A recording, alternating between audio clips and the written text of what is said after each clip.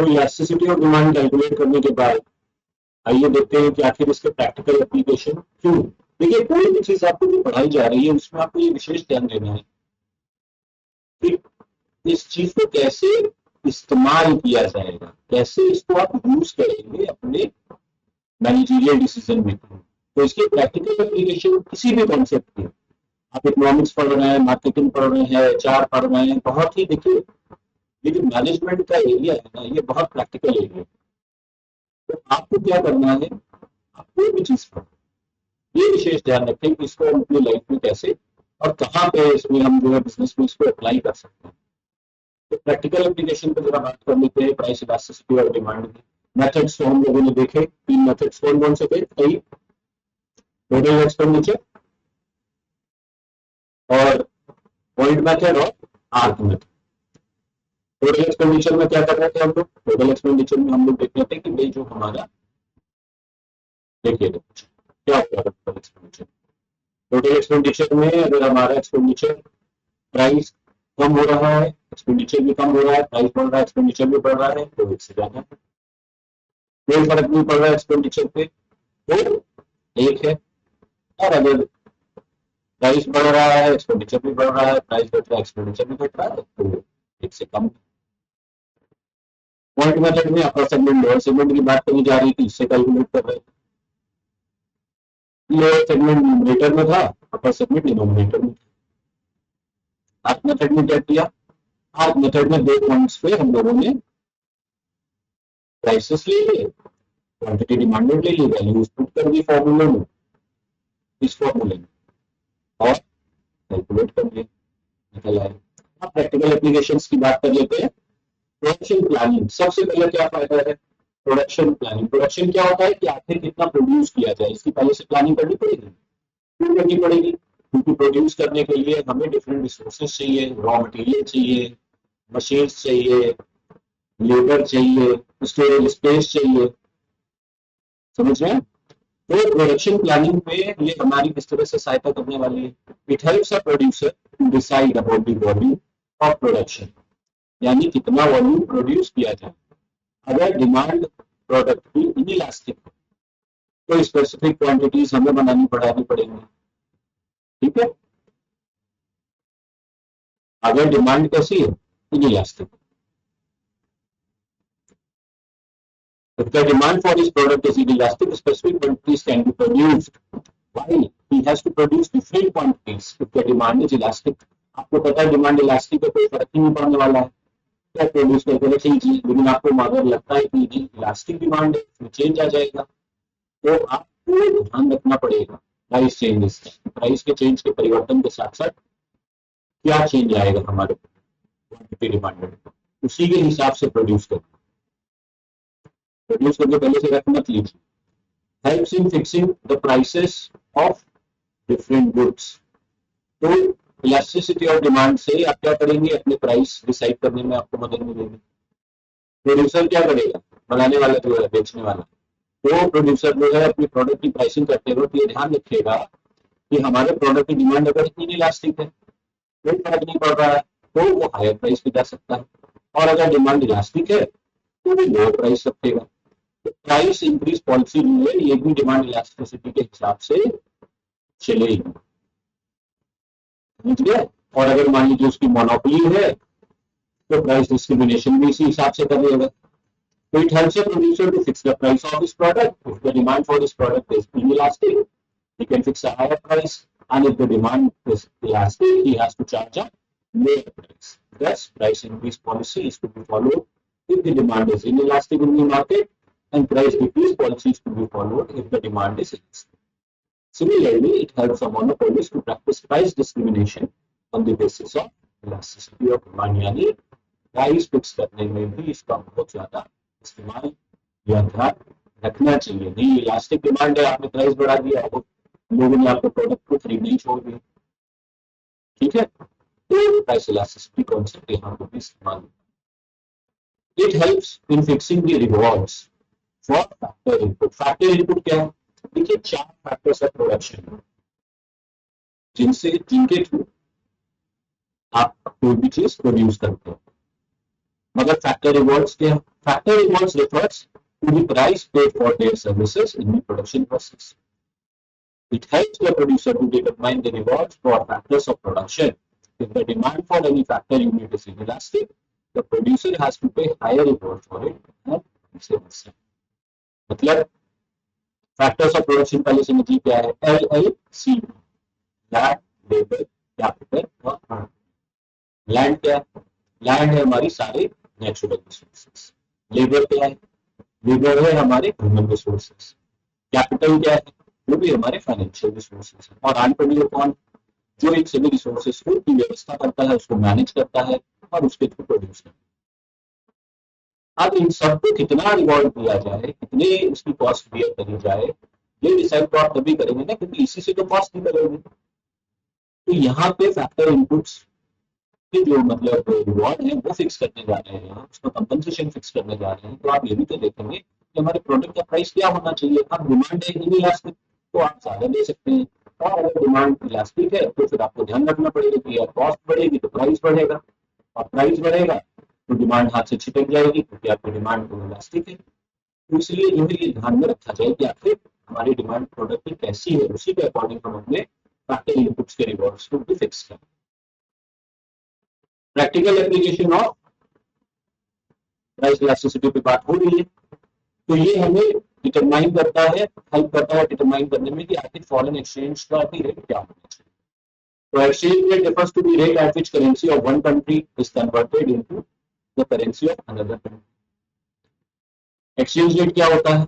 ये वो रेट होता है जिसमें एक देश की करेंसी दूसरे देश की करेंसी में परिवर्तित करी जाती है। It helps in the determination of the rate of exchange between the currencies of two different nations. तो ये हेल्प करता है डिटरमाइन करने में रेट ऑफ एक्सचेंज को भी।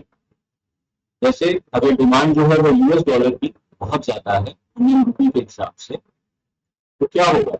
इंडिया को ज्यादा डॉलर की वैल्यू देनी पड़ेगी और ऐसे यूएस डॉलर का प्राइस क्यों बढ़ रहा है? क्योंकि सभी लोगों को वही चाहिए। यहाँ पे भी इलास्टिसिटी का कॉन्सेप्ट जो है काम आता है। जिसकी ज्यादा डिमांड होगी तो उसका प्राइस, ये आपको ध्यान में रखना पड़ेगा। Helps in determining the terms of trade. Terms of trade between two nations, दो देश हैं आपस में एक्सचेंज कर रहे हैं, तो ट्रेड के टर्म्स जो है उनको डिसाइड करने में भी ये हेल्प करेगा।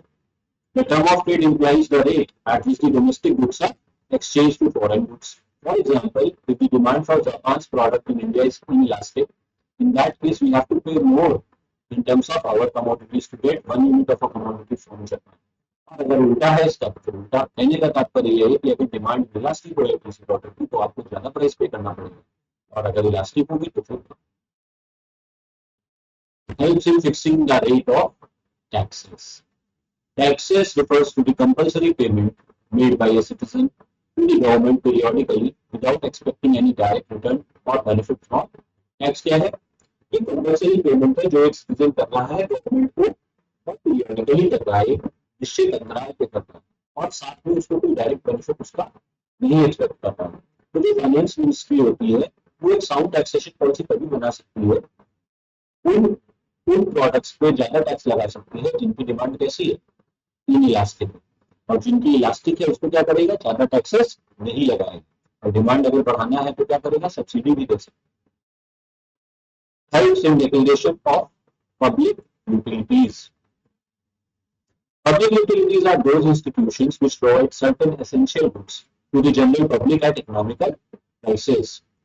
तो अभी मैंने बताया ना आपको कि अगर जो गवर्नमेंट है वो चाहे तो क्या कर सकती है? पब्लिक यूटिलिटी बना सकती है, तब जब की डिमांड कैसी है? Inelastic. Public utilities, the government may declare a particular industry as public utility or nationalize it if the demand for its products is inelastic. और ये क्या है? देखिए, poverty limits of plenty, ये कॉन्सेप्ट जो है ये पैराडॉक्स ऑफ पॉवर्टी को भी बताता है। जब बम्पर क्रॉप हो जाता है, मान लीजिए काफी ज्यादा उत्पादन हो जाए राइस का, व्हीट का, तो उससे क्या होता है? जो फार्मर होता है उसको बहुत फायदा हो जाना चाहिए क्योंकि उसने बहुत सारा प्रोड्यूस करा, मगर होता क्या है? डिमांड जो होती है वो जब हर तरफ से प्रोड्यूस आ जाएगा तो डिमांड क्या हो जाएगी? इनइलास्टिक। क्या होगा, फार्मर को भाई सप्लाई होगी ज्यादा, डिमांड नहीं कम, हिसाब से डिमांड नहीं है तो प्राइस क्या होगा, उसको प्राइस का फायदा नहीं मिल रहा, समझे ना। तो poverty in limits of plenty, यानी बहुत सारा प्रोड्यूस अगर कर लेंगे तो क्या होगा, प्राइसेस आपको हिसाब से नहीं मिलेंगे, क्योंकि डिमांड जो है कैसी है, इनइलास्टिक। अगर इनइलास्टिक ना होती, इलास्टिक होती तो क्या होता, प्राइस जो है, प्राइस का बेनिफिट आपको मिल सकता है। तो ये जो है काफी सारी प्रैक्टिकल चीज है ये, आपकी जो प्राइस इलास्टिसिटी ऑफ डिमांड है, इसको बहुत ध्यान से समझिए और बहुत ध्यान से पढ़िए। अब जैसे हम लोगों ने बात करी प्राइस इलास्टिसिटी ऑफ डिमांड की, ऐसे ही हमें बात करनी है income elasticity of demand. Elasticity आपको याद है क्या है, रिस्पॉन्सिवनेस है। किस चीज पे हो रही है प्राइस इलास्टिसिटी, जब प्राइस में चेंज आ रहा था तो डिमांड पे क्या इम्पैक्ट आ रहा था।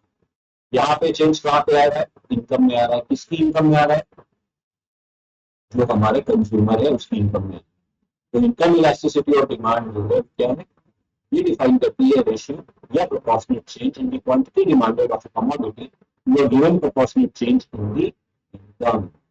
शॉर्ट में अगर कहा जाए, it indicates the extent to which demand changes with the variation in consumers income. Formula क्या हो गया, EY is equal to percentage change in demand upon percentage change in income. Price elasticity में percentage change in price, यहाँ पे percentage change in income. Consumer की income बढ़ेगी तो उसका क्या प्रभाव पड़ेगा आपके डिमांड पे। बहुत सारे ऐसे प्रोडक्ट्स होंगे बेटा, बहुत से ऐसे प्रोडक्ट्स होंगे जो इनकम बढ़ने पे उनकी डिमांड बढ़ जाएगी। जैसे आदमी मान लीजिए पहले एक रूम में रह रहा था, अब इनकम बढ़ गई तो उसने क्या किया, अच्छा सा घर ले लिया। अच्छा सा घर ले लिया तो फिर क्या हो गया, सारा फर्नीचर लेगा और सुख सुविधा का साधन लेगा, तो उनकी डिमांड बढ़ जाएगी और अच्छे से अच्छी चीजें यूज करेगा। लेकिन जो इंफीरियर गुड्स होंगे उनकी डिमांड क्या होगी, इनकम बढ़ गई तो अब क्या होगा, ब्रांडेड कपड़े लेने लगा, नॉर्मल कपड़े लेने बंद कर दिए। ठीक है, पहले वो जो फूड आइटम्स थे वो जेनरिक ले रहा था, अब वो ब्रांडेड लेने लगा, तो जेनरिक की डिमांड कम हो गई, इनकम बढ़ने पे अब ब्रांडेड की बढ़ गई। ठीक है, तो ये इनकम इलास्टिसिटी ऑफ डिमांड के थ्रू आप देख सकते हैं। फॉर्मूला वही, परसेंटेज चेंज इन डिमांड और परसेंटेज चेंज इन इनकम। ठीक है, this is how we can calculate income elasticity of demand. देखिए यहाँ पे ओरिजिनल डिमांड 400 थी, जब 4000 थी इनकम, 700 हो गई जब उसकी इनकम हो गई 6000। फॉर्मूले में रखिए, कैलकुलेट करिए, आंसर आ गया 1.5 आ गया, तो EY जो है हमसे निकालेंगे। इनकम इलास्टिसिटी ऑफ डिमांड अगर पॉजिटिव है तो डायरेक्ट रिलेशनशिप है, यानी इनकम बढ़ेगी तो डिमांड भी बढ़ेगी। अगर निगेटिव आ जाएगी तो क्या होगा, इनकम बढ़ेगी तो डिमांड भी क्या होगी, बढ़ेगी नहीं, घटेगी, क्योंकि मशीनरी गुड्स की बात। तो इसके कोफिशिएंट की वैल्यू से हमें बहुत कुछ पता चलता है। फायदा क्या है, अगर इनकम इलास्टिसिटी पॉजिटिव है तो कमोडिटी जो है वो कैसी है, normal day to day life में। निगेटिव है तो कमोडिटी कैसी है, इंफीरियर। और अगर पॉजिटिव है, ग्रेटर देन 1 है, तो कमोडिटी क्या है, लग्जरी। पॉजिटिव भी है मगर लेस देन 1 है तो कमोडिटी क्या है, एसेंशियल। और अगर जीरो है तो क्या है, कमोडिटी न्यूट्रल, जैसे सॉल्ट, मैच बॉक्स। चलिए फिर से समझते हैं। देखिए कमोडिटीज का क्लासिफिकेशन हम लोग कर रहे हैं, इसमें इनकम इलास्टिसिटी क्या है। तो अगर इनकम इलास्टिसिटी पॉजिटिव आ रही है तो कमोडिटी कैसी है, डे टू डे लाइफ में यूज होने वाली रोजमर्रा, जैसे मान लीजिए दही, सब्जियां, फल, इस तरीके की चीज जो हम रोज यूज करते हैं। अगर निगेटिव है तो क्या है, कमोडिटी इंफीरियर है, जैसे अनब्रांडेड चीजें। ठीक है, तो इंफीरियर क्वालिटी की चीजों में जो इनकम इलास्टिसिटी है वो क्या होगी, निगेटिव। इनकम बढ़ेगी तो उनकी डिमांड कम हो जाएगी। और अगर इनकम पॉजिटिव है तो फिर क्या होगा, इनकम इलास्टिसिटी पॉजिटिव भी है, ग्रेटर देन 1 है, एक से अधिक है, तो कमोडिटी क्या है, लग्जरी है, यानी कि सुख सुविधा के साधन है। कार ले लिया, अच्छा घर ले लिया, एयर कंडीशन लगा लिया, बढ़िया three door to door refrigerator खरीद लिया, ये लग्जरी वाली चीजों की डिमांड बढ़ेगी इनकम बढ़ने पर। पॉजिटिव तो है पर एक से कम, तो क्या है, कमोडिटी एसेंशियल है, डिमांड भी बढ़ रही है और ज्यादा नहीं बढ़ रही है प्रमाण। तो कमोडिटी की डिमांड कैसी है, एसेंशियल, तो उसको ले गई। और अगर जीरो है तो क्या है, इनकम बढ़ गई तो भी उतनी ही, नहीं थी तब भी उतनी ही। बताइए इनकम बढ़ जाएगी तो सब्जी में 2 चम्मच नमक डाल के खाने लगेंगे क्या? तो नमक की डिमांड उतनी ही रहेगी, माचिस की डिमांड उतनी ही रहेगी, शर्ट में आपके जितनी बटने लगी है उनकी डिमांड उतनी ही रहेगी, तो उनमें इनकम इलास्टिसिटी का प्रभाव नहीं। अब जैसे इनकम इलास्टिसिटी और प्राइस इलास्टिसिटी आपने उसी प्रकार से क्रॉस इलास्टिसिटी। क्रॉस इलास्टिसिटी का क्या मतलब है? क्रॉस सेलिंग शब्द सुनिए, बैंक में आपका खाता होगा तो बैंक से आपको कॉल आने लगता है कि भाई हमसे लोन ले लीजिए, या हमारे लाइफ इंश्योरेंस पॉलिसी ले लीजिए, या हमारा जो है म्यूचुअल फंड ले लीजिए। तो क्रॉस सेलिंग क्या है कि हम एक कंज्यूमर जो किसी दूसरे प्रोडक्ट को खरीद रहा है, यूज कर रहा है, उसी को दूसरा प्रोडक्ट बेचने की कोशिश करते हैं। पर यहाँ क्रॉस इलास्टिसिटी क्या है? क्रॉस इलास्टिसिटी हमें हमारे जो सब्स्टिट्यूट प्रोडक्ट है, सब्स्टिट्यूट प्रोडक्ट क्या है? वैकल्पिक प्रोडक्ट, एक ही की जगह पे दूसरे को इस्तेमाल कर दो, वो प्रोडक्ट या जो कंपनी कॉम्प्लीमेंट्री गुड्स थे वो साथ में यूज हो रहे थे, उनके प्राइस में अगर परिवर्तन आ रहा है तो हमारे प्रोडक्ट की डिमांड में क्या परिवर्तन है जरा इसको भी। It may be defined as the proportionate change in the quantity demanded of a particular commodity in response to a change in the price of another related commodity। ये कुछ भी हो सकती है, सब्स्टिट्यूट भी हो सकती है, कॉम्प्लीमेंट भी हो सकती है। In the words of Professor Watson, cross elasticity of demand is the percentage change in quantity associated with the percentage change in the price of the good। यानी कि क्रॉस इलास्टिसिटी जो है वो परसेंटेज चेंज इन क्वांटिटी, कितना आ रहा है उसकी quantity demand change, और जितना कि दूसरे उसके जो रिलेटेड गुड्स है उसके प्राइस में चेंज आ रहा है, तो इस पे क्या पड़ रहा है? पेट्रोल का प्राइस बढ़ रहा है तो कार की डिमांड पे क्या पड़ रहा है? ठीक है, या पेट्रोल के प्राइस बढ़ रहे हैं तो डीजल के गाड़ियों के या इलेक्ट्रॉनिक व्हीकल के या सीएनजी व्हीकल के नामों पे की डिमांड में क्या प्रभाव? So generally speaking, it arises in case of substitutes and complements. The formula for calculating the cross elasticity of demand is as follows। देखिए यहाँ पे फॉर्मूला दे दिया है, चाय और कॉफी दोनों की बात हो रही है। ये कह रहे हैं कि चाय का प्राइस 4 रुपए से 6 रुपए हो गया और कॉफी की डिमांड जो थी वो 50 से 80 हो गई, तो क्रॉस इलास्टिसिटी निकालिए इस फॉर्मूले में रख करके। पहले तो डिमांड थी, अब देखिए delta D X delta P Y upon delta D X upon delta P Y upon D X, और वॉल्यूम में पुट करिए, आंसर निकाल लीजिए। आंसर निकाल लिया 1.6 आ गई। ठीक है, कर लेंगे। ध्यान देने वाली बात क्या है? It is to be noted that cross elasticity of demand is positive in case of substitutes। Cross elasticity of demand अगर पॉजिटिव है तो प्रोडक्ट कैसा है? सब्स्टिट्यूट है। कॉफी टी की बात करें, कॉफी या टी दोनों को एक पिएंगे आप, ठीक है, तो पॉजिटिव आ रही है तो सब्स्टिट्यूट प्रोडक्ट की बात करते हैं। High cross elasticity of demand exist for those commodities which are close substitute. High cross elasticity है तो मतलब क्लोज सब्स्टिट्यूट। अगर परफेक्ट सब्स्टिट्यूट्स है जैसे बाटा और कोरोना के जूते, क्लोजअप या पेप्सोडेंट टूथपेस्ट, पेप्सी या कोका कोला, तो high cross elasticity. High cross elasticity अगर 0 है तो इन दोनों को आपस में दोनों का कोई भी लेन देन नहीं है, इंडिपेंडेंट है।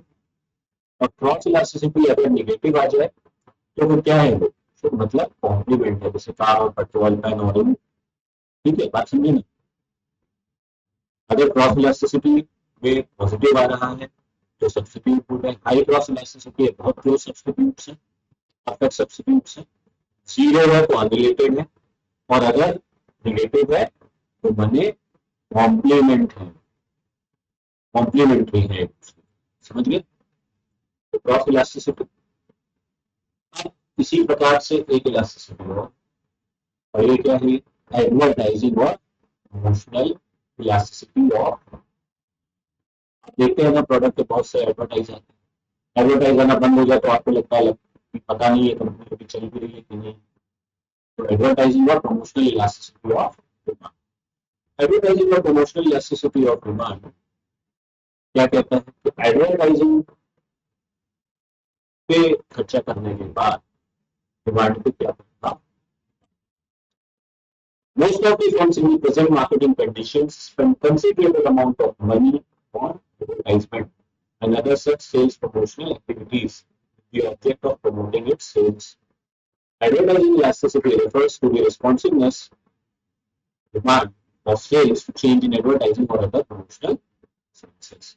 ये देखते हैं क्या है परसेंटेज चेंज इन डिमांड और sale upon percentage change in advertising expenditure. पहले कितना एडवर्टाइज कर रहे थे, बाद में कितना कर रहे थे, दोनों में कितना खर्चा आ रहा था, उसका डिफरेंस निकाल लिया, कितना परसेंट बढ़ाया और उसके बाद सेल्स कितनी बढ़ी. उसके बेसिस पे हम ये कैलकुलेट करके निकालेंगे कि आखिर हमारी एडवर्टाइजिंग एफिशिएंसी है. ठीक है, तो देखिए ओरिजिनल सेल्स यहाँ पे कितनी थी, 10,000 यूनिट्स की. एडवर्टाइजिंग में 800 खर्च कर रहे थे, 2,000 करने लगे, सेल्स हो गई 50,000. अब एग्जाम्पल में आप देखेंगे तो इलास्टिसिटी ऑफ डिमांड में 1.67 निकल के आ रही है. यानी कि अगर 1 रुपया हम खर्चा कर रहे हैं एडवर्टाइजिंग पे तो हमारी जो डिमांड है वो 1.67 टाइम्स बढ़ रही है. समझे ना. कुछ देखो मेरा फॉर्मूला एडवर्टाइजिंग में जो खर्चा कर रहे हैं वो मेंशन कर दिया और डिमांड कितनी बड़ी मेंशन कर दिया. तो अब आपका पहले आप कर रहे थे 10,000 यूनिट की सेल, एडवर्टाइजिंग में तो 800 रुपया खर्च करते थे. 2,000 रुपये लगाया एडवर्टाइजमेंट पे, 50,000 रुपये आपकी डिमांड हो गई. तो यहाँ पे आपने देखा कि 1 रुपया बढ़ाने पे एडवर्टाइजिंग एक्सपेंस हमारी डिमांड 1.67 टाइम्स बढ़ रही है और इसका मतलब एडवर्टाइजिंग इलास्टिसिटी जो है वो से. ठीक है, तो this was all about elasticity of demand. Elasticity of demand basically मैंने आपको बताया क्या है.